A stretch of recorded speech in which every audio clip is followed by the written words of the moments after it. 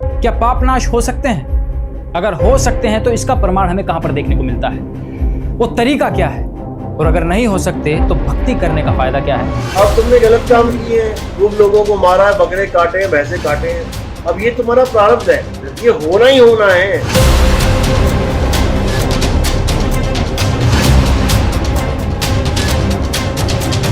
जो नाम हम देंगे उसकी साधना से प्रारब्ध के कर्म ऐसे जल जाएंगे जैसे पुराने घास में एक माचिस की सीख डाल दी जाती है।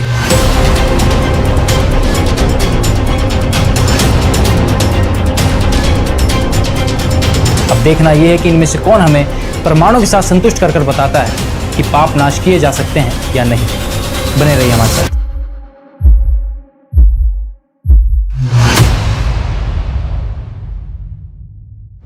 इस विषय पर आज हम दो संतों के विचार रखेंगे। एक और है नितिन दास जी और दूसरी ओर है संत रामपाल जी महाराज। नितिन दास जी का कहना है कि कोई भी तरीके से आप पाप नाश नहीं करवा सकते, वहीं दूसरी ओर संत रामपाल जी महाराज जी का कहना है कि पाप नाश किए जा सकते हैं। अब देखना यह है कि इनमें से कौन हमें प्रमाणों के साथ संतुष्ट कर कर बताता है कि पाप नाश किए जा सकते हैं या नहीं। बने रहिए हमारे साथ। तो आइए शुरुआत करते हैं इस खास आध्यात्मिक ज्ञान चर्चा की, और सबसे पहले जान लेते हैं नितिन दास जी के विचार।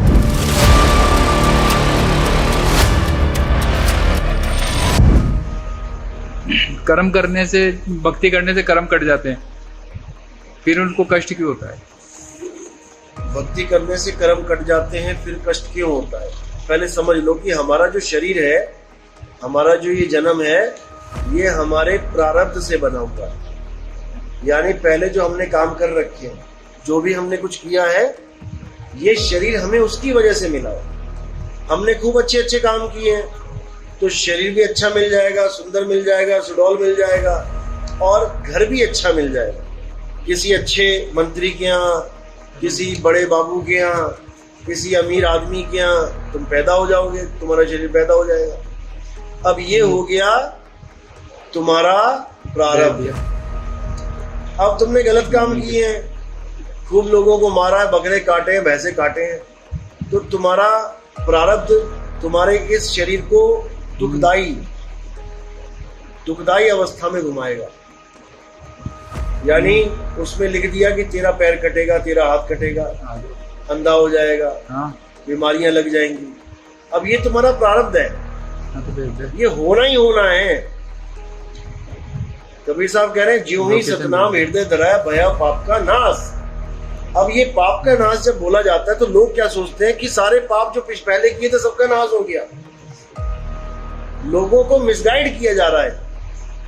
पाप का नाश कैसे खत्म होता है? यानी ज्यों ही सतनाम हृदय धरया, यानी जब तुमने आत्मज्ञान को अच्छी तरह समझ लिया, संतों की वाणी को समझ लिया, भयो पाप का नाश, अब तुम्हारा हृदय कोमल हो जाएगा, कठोर नहीं रहेगा। अब तुम चींटी को भी मारते हुए तुम उसकी पीड़ा को समझोगे कि यार मैं इसको मार रहा हूं तो इसको कितनी पीड़ा हो रही होगी और इसका बदला मुझे देना पड़ेगा। और तुमने उस चींटी को भी नहीं मारा तो पाप का नाश हुआ कि नहीं हुआ? मीट खाते थे, अंडे खाते थे, शराब पीते थे, दुनिया भर का व्यभिचार करते थे, ज्यों ही सतनाम यानी सतज्ञान हृदय धरया भयो पाप का नाश, जैसे चिंगारी अगन की पड़ी पुरानी घास। अब इसको समझना है। इसको कैसे समझेंगे? ये पुरानी घास की तरफ इशारा कर रही है वाणी। अब पुरानी घास क्या है? जो हमारे पुराने कर्म हैं। ये कैसे खत्म होंगे? पहले ये समझ लो। ये तब खत्म होंगे जब तुम अकर्ता हो जाओगे। अकर्ता हो जाओगे। अकर्ता हुए बिना खत्म हो नहीं सकते। जब तक तुम कर्ता बने रहोगे भाई जी नहीं हो सकते। इसलिए कबीर साहब ने अकर्ता का फार्मूला भी हमें दिया है। यानी तुम सिमरन करते रहो, करते रहो, करते रहो, जब तुम्हें अपना असली स्वरूप का भेद मिल जाएगा तब तुम अकर्ता हो जाओगे। अब तुम्हें कोई कुछ नहीं होने वाला। कहने का मतलब जो होना है वो तो होना ही है। टारे ना ही टरे करमगत टारे ना ही टरे, ये कबीर साहब की वाणी है कि टालने से भी नहीं डरती, लेकिन वही कर्म तुम्हें इतने आसान लगने लग जाएंगे भुगतते हुए कि ये तो कुछ हो ही नहीं रहा है मेरे साथ, बच रहा हूं मैं। लेकिन हाँ, तुम अपने स्वरूप को छोड़ के तुम इसमें ध्यान लगा लो कि अरे मेरी टांग कैसे दुखने लग गई, तो सारा ध्यान दुखने में ही आ जाएगा। और जब दुखने में आएगा तो तुम्हें लगेगा यार मेरे कर्म नहीं कट रहे। तुम्हारे उंगली में चोट लगी, अब क्या किया जाए कि ये चोट खत्म हो जाए, कम हो जाए? कैसे होगी? तुम्हें कोई जोर से थप्पड़ मार दे ना तो उंगली वाली दर्द खत्म हो जाएगी, फिर तुम्हारा सारा ध्यान यहाँ आ जाएगा। अरे यार उसने मुझे कैसे मार दिया। तुम लगड़ा के चल रहे हो, पैर दुखता है, और जब कुत्ता पीछे भागेगा ना तुम्हारे तो तुम पीटी उषा बन जाओगे। तुम दौड़े दौड़े भागे भागे, उस वक्त पैर का दर्द सब खत्म। क्योंकि जब हमारा ध्यान होता है जिस चीज पे, हमें उसी चीज का आभास होता है। तो साहिब कह रहे हैं जब तुम्हारी काया में कष्ट आता है तो तुम क्या करो, तुम सूरत को अपने स्वरूप में लगाओ और धीरे धीरे धीरे तुम्हें तुम्हारी काया का आभास ही नहीं होगा। ये करने से होगा, ऐसे नहीं होगा ये। और जब तुम स्थिर हो जाओगे तो तुम्हें लगेगा यार कुछ हुआ ही नहीं मेरे साथ। ऐसी अवस्था बन जाती है जब तुम्हें सब राम भरोसे छोड़ देते हो। ऐसा भी होता है, लेकिन तब होता है जब अच्छी तरह लगन लगा के करो। तो ये जो कर्म वाली बात है, कर्म तो भुगतान होते हैं। जैसे मैंने बताया कि एक बच्चे के इतनी तेज मारा और एक आदमी के इतनी तेज मारा, तो आदमी नहीं रोएगा, सह लेगा, लेकिन बच्चा रोएगा। जबकि दोनों को एक ही तेजी से झापड़ पड़ रहा है। क्यों रोएगा और क्यों नहीं रोएगा? बच्चा क्यों रोएगा? क्योंकि उसकी अवस्था अभी छोटी है, लेवल डाउन है। और आदमी क्यों सह लेगा? क्योंकि उसकी अवस्था उच्च अवस्था है। इसी प्रकार जब ऊपर के लेवल में आ जाओगे तो तुम्हें कर्म भोगते हुए पता नहीं लगेगा कितने भोग लिए। नितिन दास जी ने बताया कि पाप कर्म तो आपको भोगने ही पड़ेंगे, बस जिन पाप कर्मों की वजह से आपके शरीर को पीड़ा हो रही है उससे ध्यान हटा लो। उनके कहने का मतलब है कि पाप कर्म की वजह से आपको जो रोग या पीड़ा होती है, उस पीड़ा रोग से ध्यान हटाकर उससे अधिक पीड़ा रोग पर ध्यान लगा लो तो मनुष्य को पीड़ा का आभास नहीं होगा। नितिन जी कहते हैं कि दर्द तो शरीर को होता है, आत्मा को नहीं। जब भी किसी को दर्द हो तो वो ये सोच ले कि पीड़ा तो शरीर को हो रही है, मुझे नहीं। ऐसा सोचने से वो व्यक्ति दर्द से मुक्त हो जाएगा। नितिन जी ने दर्द से निजात पाने का जो समाधान बताया है उसे और अच्छे से समझने के लिए आपको कुछ दिखाते हैं।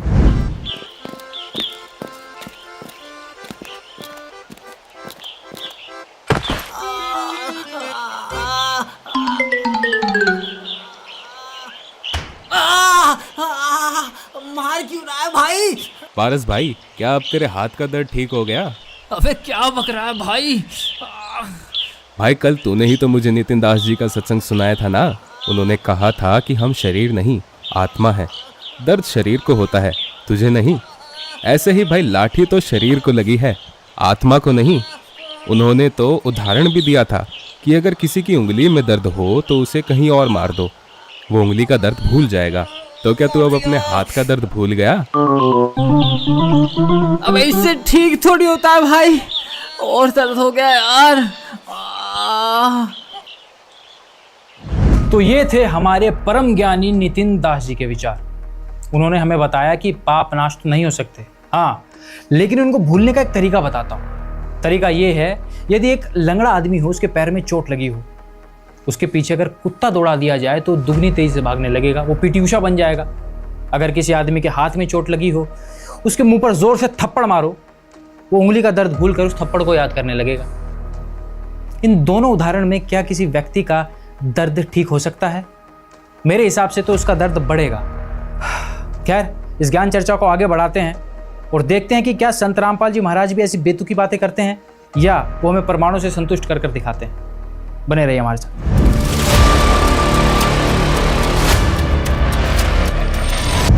पुण्यात्माओं,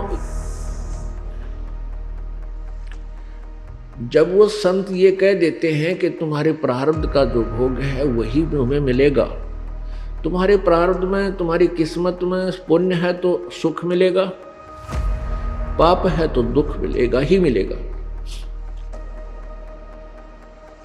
इससे सिद्ध हो जाता है कि उस संत के पास कोई भक्ति मार्ग नहीं है।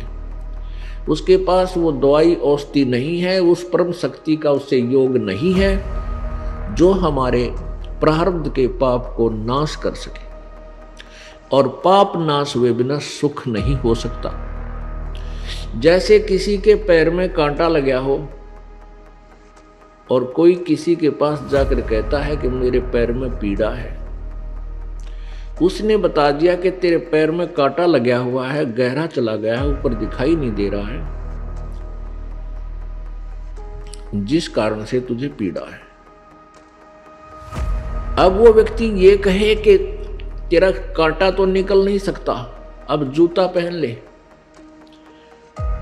आने वाले आगे तुझे कांटा नहीं लगेगा, फिर से कांटा नहीं लगेगा, जूते पहनो।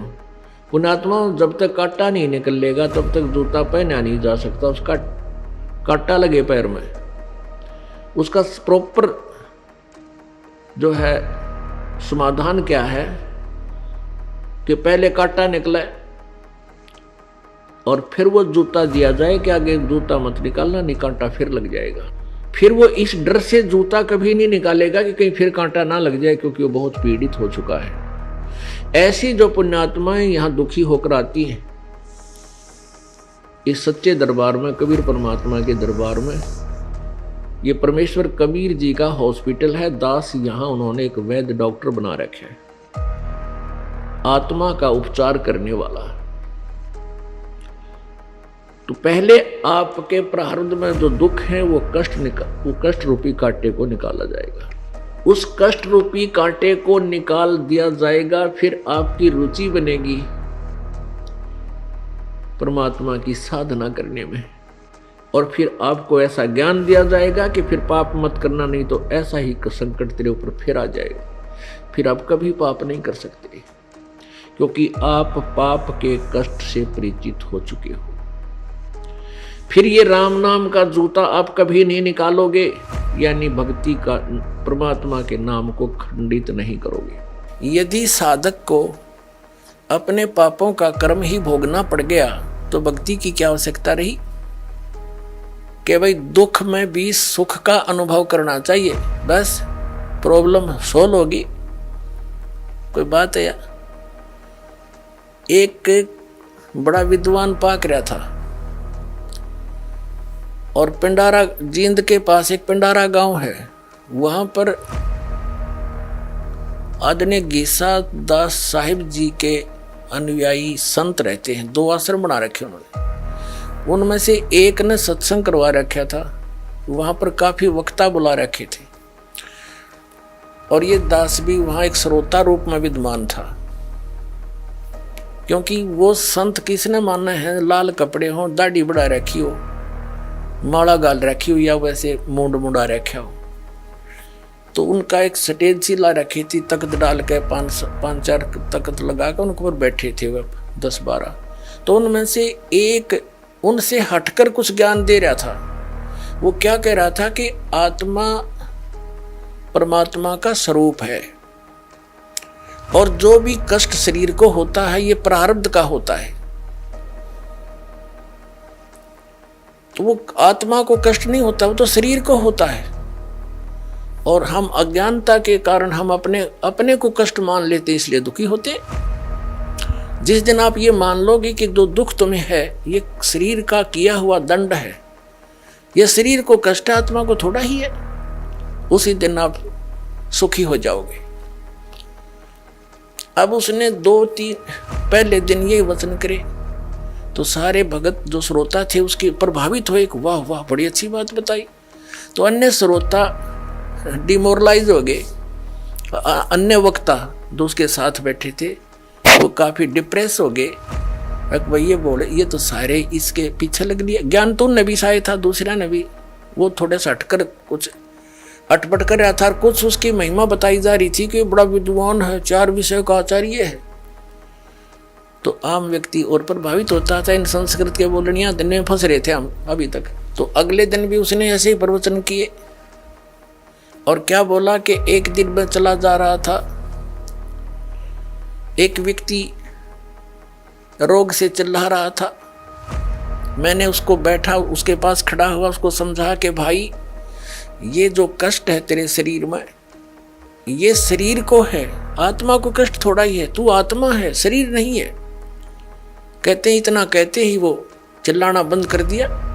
उसने अपने आप को समझा और उसका शरीर को कष्ट है, रहा रहेगा आत्मा। उसने अपने आप को जान लिया कि मैं आत्मा हूं, उसको कोई कष्ट रहा नहीं। तो अब देखो भोली आत्मा जो श्रोता है वो तो बेचारे संतों की बात ने सारियां सच्ची मानते हैं, सभी को सत्य मानते हैं, तो बड़े प्रभावित हुए। भाई ठीक है, तो बात भी सही है, बिना ज्ञान के तो सारी सही लगे हमने। अगले दिन तीसरे दिन शाम ने सत्संग किया। उसने 12-1 बजे तक सत्संग करके वो अपने कमरे में चला गया। कमरे दे रखे थे उनको अलग उस आश्रम में। उसके 1 बजे से 1:30 बजे से पेट में दर्द हो गया। वो ब्रह्म आत्मा के पेट में दर्द हो गया, चिल्लावा डांगर की डाल, हाय मर गया, हाय मर गया। अब दूसरे आश्रम में गाड़ी थी, उड़द कार ले मांग के वो उस आश्रम वाला महंत संत उसको लेकर जींद ले गए प्राइवेट हॉस्पिटल में, वहाँ दाखिल कराया, 5-4 इंजेक्शन लाए। तो सुबह आया वो 4 बजे से, वह पीड़ा खत्म हो गई। जब पेट की वापस आया तो गाड़ी आई तो सब उत्सुक थे भी क्या रहा, संत ठीक हो गया कि नहीं। तो वो संत दूसरे दो नकली तो वह भी थे, लाल कपड़े वाले, वह वीर श्रोता भी गाड़ी के चारों तरफ आकर खड़े हो गए। तो वो संत जो उसके साथी वक्ता थे, उनका तो दर्द वहाँ रह रहा था। वो कहने लगे, बाबा जी, ए महापुरुष, तू तो आत्मा है, तेरे को कष्ट तो था ही नहीं, तू क्यों डिड्डा रहा था रात को? तूने मान क्यों ना लिया मैं आत्मा हूं? वह कहता चल चल अपना काम कर। जो कह अंदर पड़ गया। तो पुण्यात्मा ये है बीजक की बात, आके बीजक ना ही हाथ, ये पृथ्वी डोबन उतर रे कह मीठी बात है। अब कहाँ गया उसका ब्रह्मपणा, आत्मापणा कि मैं आत्मा हूँ, अपने आप को मान ले मैं आत्मा हूँ। फिर दर्द कहाँ है, जब क्यों चिल्ला हुआ था? तो पुण्यात्मा ये बकवादी लोग थे, हमने ज्ञान था नहीं। इनने हमारी रेल बना रखी थी, अंडोला बना रखा था, सबने मूर्ख बना कर हमारे दादे परदादे नरक में भेज दिए, वो भूत बना दिए, उनके श्राद्ध निकालो फिर वो बकवाद करें। और पुराण के अंदर ये भी लिखा है विष्णु पुराण में कि श्राद्ध में एक योगी हो, यानी सत साधक जो आप हो, सारे योगी हो तुम। गीता जी अध्याय नंबर 2 के श्लोक 53 में गीता ज्ञानदाता कहता है कि अर्जुन, जब तेरी बुद्धि भिन्न भिन्न प्रकार के भ्रमित करने वाले ज्ञान वचनों से हटकर एक तत्व ज्ञान पर स्थिर हो जाएगी, तब तक तू योग को प्राप्त होगा, तब तक तू योगी बनेगा, भगत बनेगा। सही तो आपको पहले दास योगी बनाता है, और यहाँ जो दान पुण्य किया जाता है, तो आप तो यहाँ हजारों की संख्या में, एक महीने में तो लाखों की संख्या में योगी भोजन करते हैं, तो आपके पितरों का तो उद्धार हो जाएगा। विष्णु पुराण में लिखा है कि 1000 ब्राह्मण बैठे हों श्राद्ध जी मणिए, और उनके सामने एक योगी बैठा दिया जाना, आप ये सत भक्ति युक्त तत्व ज्ञान से परिचित, कहते और ब्राह्मणों का भी उद्धार कर यजमान, और उसके पितरों का भी उद्धार हो। तो दास के पास है वो जड़ी जो आपके पितरों का भी उद्धार होगा और आपका भी उद्धार होगा। ये नकली गुरु ब्राह्मणों का भी उद्धार होगा जो नाम ले लेंगे। तो पुण्यात्माओं, इन्होंने आज तक हमें सच्चाई से परिचित नहीं होने दिया, क्योंकि ये स्वयं भी परिचित नहीं थे। तो ये थी संत रामपाल जी महाराज जी के जीवन में घटी एक सत्य घटना। उन्होंने हमें बताया कि कोई भी भ्रम पाल लेने से कि आपका दर्द ठीक हो गया, आपका दुख समाप्त हो गया, उससे वो दुख व दर्द समाप्त नहीं होता। खैर, हम आगे बढ़ते हैं और देखते हैं कि क्या संत रामपाल जी महाराज जी के पास भी ऐसा कोई प्रमाण है जिससे वो जो दावा कर रहे हैं कि पाप कर्म नाश हो सकते हैं, उसको प्रमाणित कर पाएंगे या नहीं। बने रहिए हमारे साथ।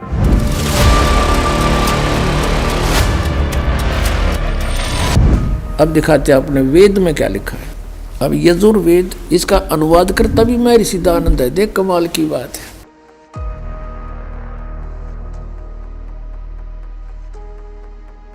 अब ये कहाँ से प्रकाशित है? प्रकाशक हैं सर्वदेशी कार्य प्रतिनिधि सभा 2/5 महर्षि सिद्धांत भवन, रामलीला मैदान, नई दिल्ली से। महर्षि दयानंद सरस्वती द्वारा इसका अनुवाद किया गया। मुद्रक हैं Prince offset printers 1510 Pataudi house Daryaganj नई दिल्ली से। 241 पृष्ठ पे है। 8वां अध्याय यजुर्वेद भाषा भाष्य। ये 13वां मंत्र है। 13वां इसमें क्या लिखा है? देव कर्तस्य ऐनस्य एवजनम असि, मनुष्य कर्तस्य ऐनस्य एवजनमसि, पितर कर्तस्य ऐनस्य एवजनमसि, आत्म कर्तस्य ऐनस्य एवजनमसि, अन्नस्य अन्नस्य एवजनमसि। ओए होए। अब इसका अनुवाद यहाँ किया है इन्होंने 242 पृष्ठ पे। ये 241 पर हम पढ़ रहे थे। यहाँ देखो 242 पर।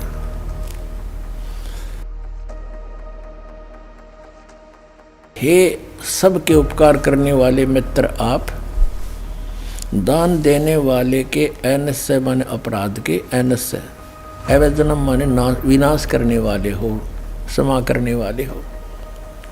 अब यह मित्र लिख दिया। अब पढ़ने वाला ने सोचा चलो ये तो मित्र मित्र के बारे में कि तो भगवान का जिक्र है नहीं छोड़ा इसने। अब इसी के कर कमलों से लिखा हुआ और दिखाते हैं सत्यार प्रकाश में। ये देखिएगा, ये सत्यार प्रकाश वही वेद अब बाद में दिखाएंगे थोड़ा आपको पुनः। और ये कहाँ से प्रकाशित है?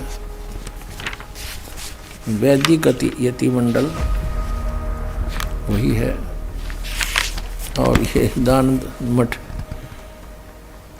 गोहाना मार्ग से प्रिंटेड है। आचार्य प्रिंटिंग प्रेस रोहतक से। दान मठ गोहाना मार्ग रोहतक से। इसके प्रथम समोल्लास में और पृष्ठ नंबर 18 पे ये नीचे क्या कहता है कि जो सबसे स्नेह करे, सबको प्रीति करने योग्य है, वह परमेश्वर सबका सच्चा मित्र है। इससे परमेश्वर का नाम मित्र है। तो वहाँ मित्र की जगह हम परमेश्वर कहेंगे। बिल्कुल यहाँ है ही परमेश्वर की महिमा। वेद कोई मित्रा की थोड़ी है। अब पढ़ेंगे। देखो अब हम यजुर्वेद पर आ गए हैं। सत्यार प्रकाश रख दिया है।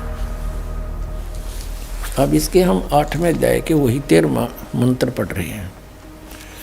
हे सबके उपकार करने वाले मित्र यानी परमेश्वर आप, देव कर्तस्य दान देने वाले के, ऐनस्य माने अपराध के, पाप के। ऐनस्य माने अपराध को हो चाहे पाप को, इसी के शब्दों में। ऐनस्य माने पाप के, दूर करने वाले हो, नाश करने वाले हो, छुड़वाने वाले हो, क्षमा करने वाले हो, कुछ भी बोलो इन शब्दों को।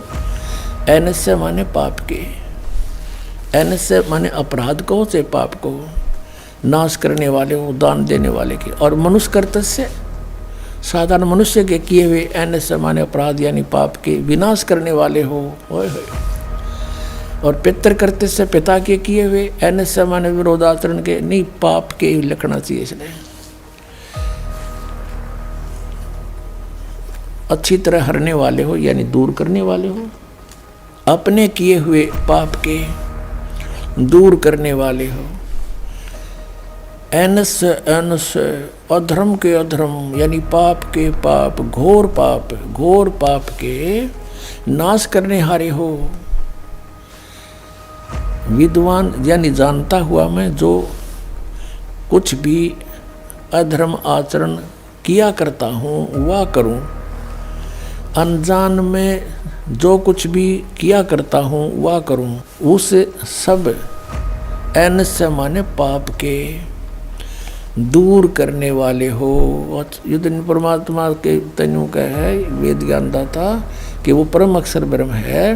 वो घोर पाप का विनाश कर देता है। घोर पाप के और जो कुछ भी करता हूँ या करूँ उसको भी पाप नाश कर देता है। और ये कहते हैं पाप नाश भगवान नहीं कर सकता। तो अब क्या सिद्ध हुआ कि वेद ज्ञान सच्चा है, इसको सभी मानते हैं। और वेदों में परमात्मा की महिमा है, परमात्मा की जो गुण लिखे हैं वेदों में। और इसके विपरीत जिसका अपना अनुभव कुछ भी है वह वेद विरुद्ध है, वो झूठा है। सतनाम के जाप से आपके पाप कटेंगे। आपके श्राप कटेंगे, आपके ऊपर 3 ताप का जो दुख, भूत प्रेत पितर जो भी आपके ऊपर आपदाएं आई हैं, ये सब नष्ट हो जाएंगे। क्या बताते हैं? जब ही सतनाम हृदय धरो, भयो पाप को नाशे, जैसे चिंगारी अग्नि की भाई पड़े पुराने गाशे। कबीर परमात्मा कहते हैं अपने उस सच्चिदानंद घन ब्रह्म की वाणी में, कबीर वाणी में, उस तत्व ज्ञान में कहते हैं, जब ही सतनाम हृदय धरो। हृदय धरण का अर्थ यहाँ पर है कि जब आपको यो नाम मिल गया और आपने सच्चे दिल से इसका जाप शुरू किया, नियमित रहे और मन में किसी प्रकार की कोई विक्षेप आपका उत्पन्न ना हो गुरु, परमात्मा और मंत्र के प्रति, फिर ये आपके हृदय धरा गया। उसके बाद जब तुम सुमन करोगे सच्चे दिल से और बिल्कुल निशंका हो करके, निसंसित हो करके, फिर देखना इसका कितना कमाल होता है। तो जब ही सतनाम हृदय धरो, भयो पाप को नाश, और मानो चिंगारी अग्नि की पड़े पुराने घास।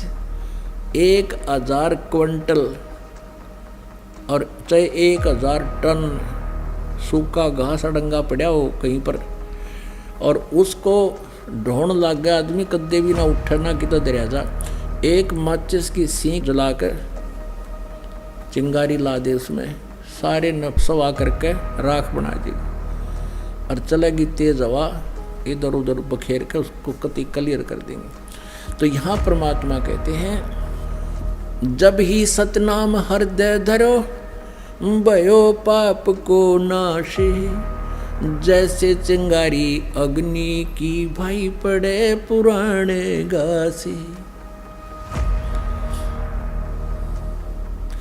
जैसे सूरज के आगे बदरा, ऐसे कर्म छयारे, प्रेम की पवन करे चत मंजन, फिर झलके तेज नयारे। जैसे सूरज के आगे बादल, ऐसे कर्म छयारे। जैसे सूर्य के सामने काले काले घोर बादल छा जाते हैं, उसका प्रकाश धीमा पड़ जाता है, ऐसे आप आत्मा और परमात्मा के बीच में हमारे पाप कर्मों के बादल छाए हैं। क्या बताया है कि जैसे सूरज के आगे बदरा, ऐसे कर्म छयारे, प्रेम की पवन कर चत मंजन, फिर झलक तेज नयारे। अपने आत्माओं, आपने उपदेश भी ले लिया, आप जाप शुरू करो सच्चे दिल से मर्यादा में रहकर। कुछ दिनों के बाद क्या होगा कि इस मंत्र से आपके असंख्य जन्मों के पाप जो संचित भी हैं, संचित भी वर्तमान में जो कर रहे हैं, ये भी समाप्त हो जाएंगे। क्योंकि प्रतिदिन हम जाप करते हैं, जैसे साबुन लगाते हैं, कपड़ा साफ हो जाता है, डेली मैला भी होता है, साफ हो जाता है। और पहले के कपड़े मैले रखे हुए भी साफ कर लेंगे, साबुन मिल गया, सारी व्यवस्था मिल गई हमारी। तो पहले के संचित और प्रारब्ध और क्रियमान, इन तीनों कर्मों का इस सतनाम के जाप से नाश होगा। कैसे होगा? कि जब आपके पाप कुछ कम हो जाएंगे, इस लगे रहोगे। जैसे कि आपने देखा हो, ये मोटर मैकेनिक होया करें, उनके कपड़े इतने मैले हो जाते हैं, उनके कलर का नहीं पता ये कौन से कलर का है, और फिर उसको कोई साफ करने लगे तो 2, 4, 10 बार साबुन लाने से तो उसका थोड़ा सा मैल और वो कपड़ा दिखने लगेगा, ये कपड़ा भी है कि मैं औरत अड़ंगा है। और फिर उसको बार बार फिर धोएंगे, साफ करेंगे, तो धीरे धीरे वो कपड़ा साफ होगा। तो ऐसे ही पुण्यात्माओं, हमने कहते हैं युगन युगन की वासना हुई इकट्ठी आने, निर्मल कैसे होवेगा तेरे सतगुरु लगे ना काने। युगन युगन की वासना, युगों युगों के इतने पाप कर्म हो गए इकट्ठे आण, और निर्मल कैसे होगा कोई सतगुरु तत्वदर्शी संत परम संत तुझे मिला नहीं, वो सतगुरु लगे नहीं कान। आपने मूर्ख बना रहे हैं ये संत, नकली लोग जो संत हैं, इनके पास वो जड़ी नहीं है जिससे तुम्हारा पाप कट जाए। अब इन सभी का एक ही विधान था। एक तरफ तो ढंढोरा पीटा करते हम वेदों अनुसार बता रहे हैं, वेद यजुर्वेद में ऐसा लिखा है, अथर्ववेद में ऐसा लिखा है, संस्कृत बोल देते।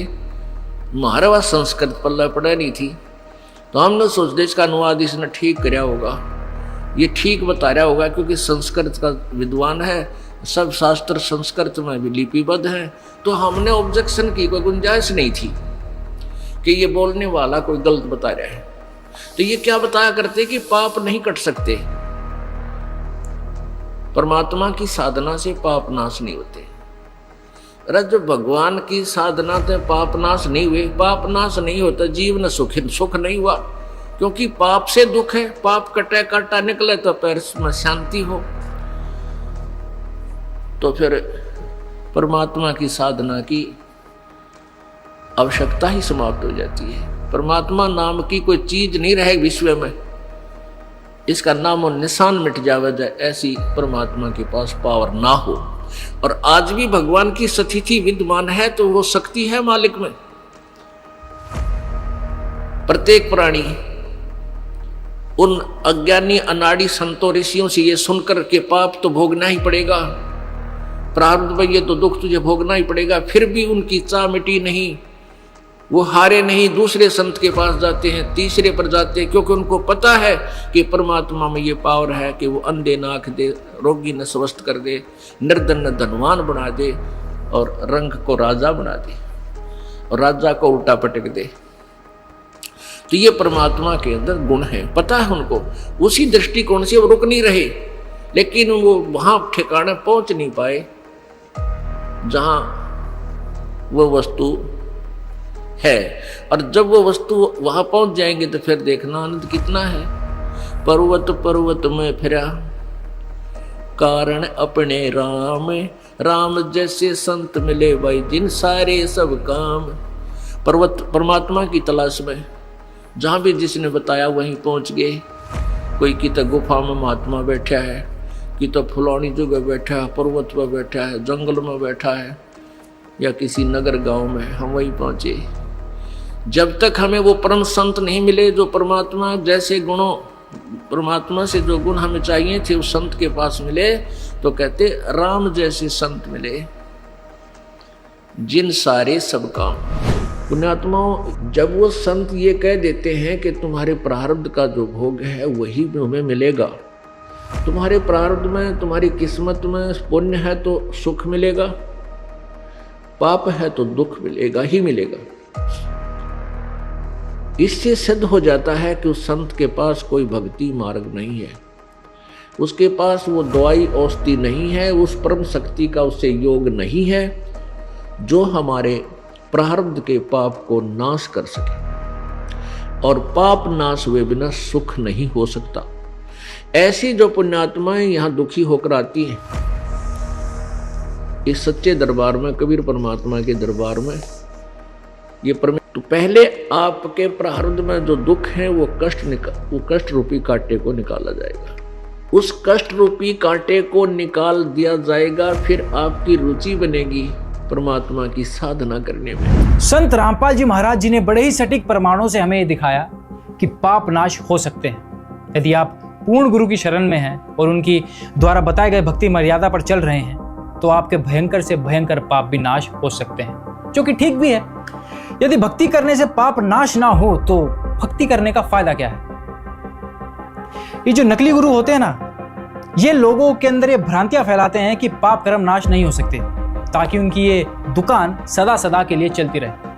खैर, हमारी रिसर्च में सामने आया है कि सिर्फ संत रामपाल जी महाराज जी एक ऐसे संत हैं जो ये दावा करते हैं कि उनकी शरण में आने से भयंकर से भयंकर रोग भी नाश हो सकता है, मतलब उनके सभी पाप कर्म नष्ट हो सकते हैं। अब देखते हैं कि इस दावे में कितनी सच्चाई है। उनके भक्तों के कुछ इंटरव्यू लेते हैं और जानने की कोशिश करते हैं कि उनके पाप खत्म हुए, उनके रोग नाश हुए या नहीं। बने रहिए हमारे साथ। जब संत रामपाल जी महाराज जी से दीक्षा ले ली थी, उसके बाद जब उनका कुछ विद इन मंथ कैंसर में राहत मिली और शरीर में गांठें भी थी उनकी, वो कैंसर की, वो अब खत्म हो गई है। कैंसर घोषित कर दिया डॉक्टर ने। यहाँ संत रामपाल जी महाराज जी ने चरणामृत प्रसाद दिया और आशीर्वाद दिया और भक्ति ज्ञान दिया, मुझे कोई समस्या नहीं है किसी प्रकार। और जो डॉक्टर कैंसर है बताते थे, वही डॉक्टर के मुख से हमने ये सुना भगत जी कि ये चमत्कार कैसे हो गया, ये तो कैंसर था, वो भी 3रा स्टेज का। तो आप लोग हैरान हो जाओगे, मुझे कैंसर था। जब मुझे लगा कि अभी मेरी लाइफ थोड़ी है, ज़्यादा लाइफ नहीं है, मेरी पैरों के नीचे की ज़मीन खिसक गई कि, और मेरे परमात्मा ने, गुरुजी ने, संत रामपाल जी महाराज ने इतना प्रार्थना हमने लगाने के बाद उनका मैसेज आया कि बेटा परमात्मा आपको दया करेंगे, आपके संत रामपाल जी महाराज आपके ऊपर दया करेंगे। और फिर हमने मेडिकल रिपोर्ट पाया शाम को, तो उसमें लिखा था कि मुझे सिर्फ ओनली वायरल इन्फेक्शन है। आशीर्वाद लिया संत रामपाल जी महाराज जी से, तो उनका कैंसर बिल्कुल ठीक हो गया। सिर्फ संत रामपाल जी महाराज से नाम दीक्षा ली और आशीर्वाद लिया, उनका पैर बिल्कुल ठीक हो गया। संत रामपाल जी महाराज की भक्ति करने से ये बगैर ऑपरेशन का ठीक हो गया। ये कान दर्द और कैंसर का, ये सारे रोग ठीक हो गए। जितनी भी मेरी पीड़ा थी, सांस फूलती थी और कैंसर का रोग था, डॉक्टर ने मुझे यही बताया था, आप अगर ऑपरेशन नहीं कराओगे तो आपकी लास्ट स्टेज है, घर पर जाइए और बच्चों से बोलो आपकी सेवा करें। संत रामपाल जी की शरण में जब मैं पहुंचा और नाम दीक्षा लेने के बाद मेरे दर्द में राहत मिली, और दर्द में राहत मिलने का धीरे धीरे उस गांठ का पता ही नहीं कि वो गांठ कैसे घुलती चली गई, कैसे ठीक होती चली गई, परमात्मा ने किस प्रकार से उसका ऑपरेशन कर दिया। पड़ोसी भी कहने लगे कि देखो कैंसर सबको खाता है, ये बंदा कैंसर को भी खा गया। संत रामपाल जी महाराज पर इतना विश्वास था कि दुनिया में अगर कोई ठीक कर सकता है मेरी पत्नी का कैंसर, तो वो संत रामपाल जी महाराज ही हैं। उसके बाद हमने संत रामपाल जी महाराज को प्रार्थना लगाई। प्रार्थना लगाने के बाद में वहाँ उन्होंने सारे टेस्ट किए, वो बोले कि इनको तो सभी टेस्ट नॉर्मल है। अगले ही रोज पूर्ण संत रामपाल जी महाराज की दया से ये हॉस्पिटल से ही रमैनी करते हुए आई। ये मेरा कैंसर है, जो कि संत रामपाल जी महाराज से नाम दीक्षा लेने के बाद धीरे धीरे करके पूरी तरह से साफ हो गए हैं। सदगुरु रामपाल जी महाराज ने ऐसा चमत्कार करा मेरे साथ कि 2-3 दिन बाद उनकी रिपोर्ट जो आई ब्लड कैंसर की, तो वो निगेटिव आई। तो मैं इस चीज़ को यही कहूँगी कि परमात्मा मुझे इतना लाभ दे दिया। ये आप देख सकते हैं, ये मेरे पापा जी के कैंसर था नाक पे, और अब बिल्कुल वो ठीक है। इन सभी लोगों के अनुभव ये प्रमाणित करते हैं कि इन्होंने संत रामपाल जी महाराज से नाम दीक्षा प्राप्त करके अद्वितीय लाभ प्राप्त किए हैं। संत रामपाल जी महाराज ने शास्त्रों से ही नहीं, वास्तविक जीवन में भी ये सिद्ध कर दिया कि सतभक्ति करने से पाप कर्म कट सकते हैं। अब आपके दिमाग में एक सवाल आ रहा होगा कि संत रामपाल जी महाराज तो जेल में हैं, तो वो ये सब कुछ कैसे कर सकते हैं? अगर वो इतने सक्षम हैं तो खुद जेल से बाहर क्यों नहीं आ जाते? अब इस बात पर आपको कुछ दिखाते हैं। कबीर परमेश्वर सारी सृष्टि के रचनहार होने के बाद भी जुलाहे की लीला कर रहे थे, झोपड़ी में रह रहे थे। कोई नहीं मान रहा था कि ये भगवान हो सकते हैं, लेकिन क्या हमारे मानने या न मानने से कबीर जी की महिमा में फर्क पड़ गया? हमारी बुद्धि कमजोर थी जो नहीं मान पाए। समर्थ कबीर ने दिखावा करने की कोई जरूरत नहीं समझी। 120 वर्ष तक झोपड़ी में रहे, जुलाहे का काम करते रहे, निर्धन होने की लीला करते रहे, शूद्र जाति में रहे, जबकि उस समय छुआछात बहुत थी। इस कारण लोगों की बुद्धि काम नहीं कर रही थी कि ये भगवान हो सकता है। ये जरूर मानते थे कि सिद्ध जरूर है, और लोगों को सुख भी बहुत हो रहे थे, इसलिए कबीर जी से जुड़े हुए थे। कबीर साहब जी ने एक छोटी सी परीक्षा ली और सब छोड़कर भाग गए। गुरु विमुख हो गए, गुरुद्रोही नहीं हुए थे। कबीर साहिब जी ने 120 वर्ष तक लीला की और अंत में मगहर से सह शरीर सतलोक चले थे, और ऊपर से आकाशवाणी कि देखो उठाकर चद्दर, क्या है इसके अंदर? शरीर की जगह सुगंधित फूल मिले, और ऊपर देखा तो परमात्मा सह शरीर ऊपर जा रहे थे। कबीर जी उस दिन भी भगवान थे, आज भी भगवान हैं, आगे भी भगवान रहेंगे। उस समय कबीर परमात्मा के बारे में लोग कहा करते थे कि कबीर साहब तो अनपढ़ थे, शूद्र थे, न वेद शास्त्रों का ज्ञान है और जुलाहा है, नीच जाति का है। अगर ये इतना ही भगवान है तो इतनी निर्धनता में क्यों समय व्यतीत कर रहा है? क्यों झोपड़ी में रहता है? अपना महल क्यों नहीं बनवा लेता? अब समाज को तो यही बोलना था, लेकिन कबीर परमात्मा ने समाज को नहीं देखा। कबीर साहिब जी के सहशरीर सतलोक जाने के बाद हिंदू मुसलमान आपस में फुट फुट कर गले लगकर रोए, लेकिन तब तक बहुत देर हो चुकी थी। ठीक इसी प्रकार आज संत रामपाल जी महाराज के शिष्यों को लोग कहते हैं कि तुम्हारे गुरुजी संत रामपाल अगर भगवान है तो जेल में क्यों पड़े हैं? जेल से बाहर क्यों नहीं आ जाते। आपकी जानकारी के लिए बता दें कि संत रामपाल जी महाराज पहले 21 महीने जेल में रहे, अब उनको हिसार जेल में 9 साल हो गए। फिर भी संत जी के जीवन में इन सब बातों से कोई फर्क नहीं पड़ा। उन्होंने इतना समय जेल में बिताने के बाद भी बाहर लोगों को अद्वितीय लाभ दिए हैं, लोगों के लाइलाज रोग जड़ से खत्म किए हैं। जैसा कि आपने उनके भक्तों के अनुभव सुने, संत रामपाल जी महाराज ने अपने अद्भुत ज्ञान के जरिए बाहर यानी बड़ी जेल में तहलका मचा दिया है। संत रामपाल जी महाराज जेल में कुछ लीला करने गए हैं जो आम जीव की समझ के बाहर है। संत समाज को देखकर अपने उद्देश्य को नहीं बदलते, वो अपनी लीला को निरंतर करते हुए जीव कल्याण में लगे रहते हैं। जिस प्रकार कबीर परमेश्वर झोपड़ी में रहे और लाखों लोगों के कष्ट दूर किए, ठीक इसी प्रकार संत रामपाल जी छोटी जेल में लीला करते हुए बड़ी जेल में रह रहे लोगों को अद्भुत लाभ दे रहे हैं। वैसे भी अभी तो खेल जारी है, हार जीत का निर्णय होना अभी बाकी है। तो आज की इस ज्ञान चर्चा में निष्कर्ष ये निकला, यदि आप पूर्ण गुरु की शरण में हैं तो आपके पाप नाश हो सकते हैं। और एक बात और, यदि किसी के हाथ में चोट लगी हो तो उसके दर्द को भुलाने के चक्कर में उसको थप्पड़ मत मारिएगा। खैर, अब आपसे अलविदा चाहूंगा, मिलता हूं अगली वीडियो में, तब तक के लिए नमस्कार।